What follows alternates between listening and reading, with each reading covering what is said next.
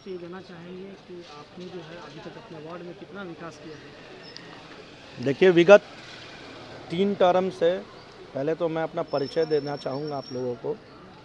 कि हमारी माताजी का नाम श्रीमती उर्मिला सिंह हुआ और हमारे बड़े भाई स्वर्गीय साकेत सिंह पहले इस वार्ड को देखते थे और 5 साल पहले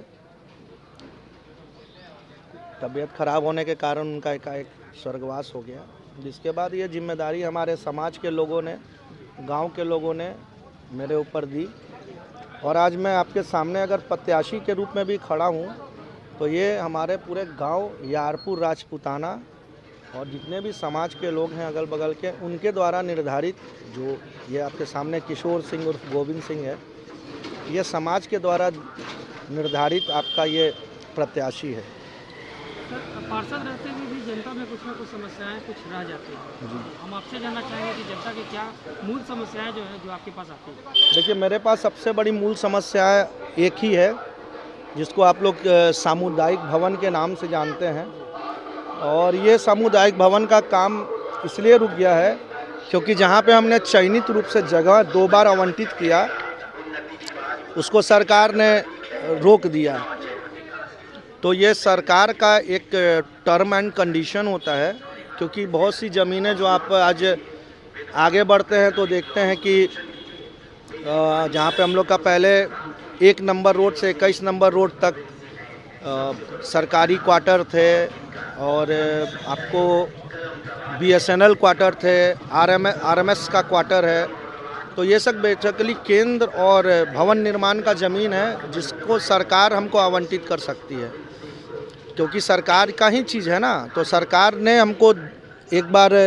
GSC के पास आवंटित किया और एक बार 1 नंबर रोड में आवंटित किया, लेकिन दोनों जगह कैंसिल कर दिया गया क्योंकि उनका कहना है कि ऊपर से हाई एक्सटेंशन वोल्टेज का तार गया हुआ है, आप यहाँ मत बनाइए। सर, हम आपसे जानना चाहेंगे कि पार्षद रहते हुए कोई ऐसा कार्य जो आप करना चाहें इस कार्यकाल में लेकिन वो आप नहीं करते? मेरा बस एक ही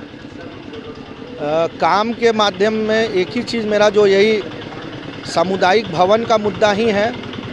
और हमको नहीं लगता है कि किसी मुद्दा को हमने छोड़ा है आज तक। सर, चुनाव आता है तो कहीं ना कहीं प्रत्याशी खड़े होते हैं, जनता में एक भ्रम फैला है।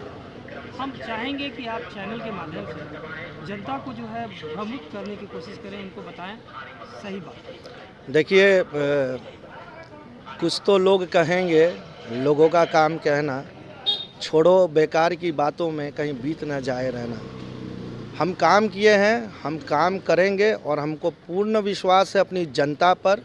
कि हम फिर आएंगे और फुल मैंडेट के साथ आएंगे क्योंकि जब भी कोई विकास होता है तो वो ना हमने राजपूत देख के किया है, ना कहार देख के किया है, ना जादव देख के किया है, ना किसी जात का समीकरण को देख के किया है। हमने एक ही चीज़ को देख के किया है कि मेरे वार्ड में रहने वाले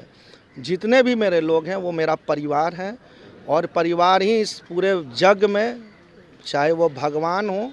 चाहे एक दलित हो, चाहे एक रोड पर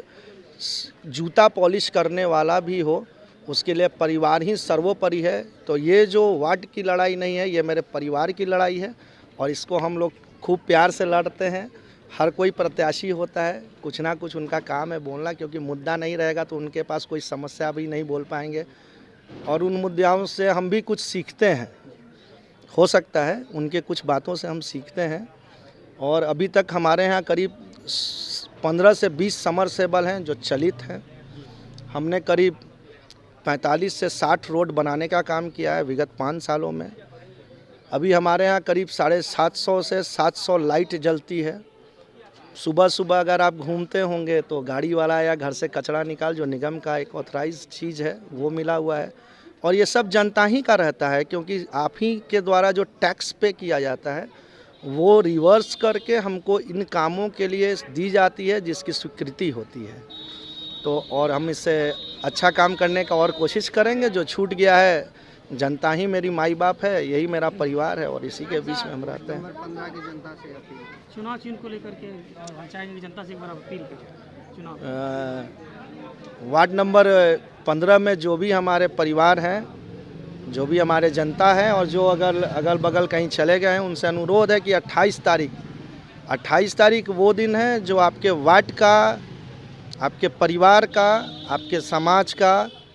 दायित्व और इज्जत और रिलेशन सबको निर्धारित करेगा और इसका पूर्ण रूपेण उपयोग करें, क्योंकि इसके द्वारा ही आप अपने हक की लड़ाई लड़ सकते हैं और ये आपका हक है वोट देना, उसको ज़रूर दें। इसके लिए हम आपके से विनती करेंगे कि वार्ड नंबर 15 के क्रमांक 1 नंबर पे कलम दवात जो किशोर सिंह का छाप है उस पर ज़रूर मोहर लगाएं और अपना भारी मैंडेट और भारी मतों के साथ विजयी बनाएं मुझको। यही एक प्रत्याशी की उम्मीद होती है और इस उम्मीद पे मैं खरा उतरने की पूरी कोशिश करूंगा। आशा करते हैं कि हमारे चैनल के माध्यम से जनता जो आपको देखती है आपकी बात को सुने और विकास को लेकर ऐसे व्यक्ति के चुनाव करे जो सही में वार्ड का विकास करे। आपको भी मैं बहुत धन्यवाद देता हूं। बाकी भारत माता की जय, जय श्री राम, प्रणाम।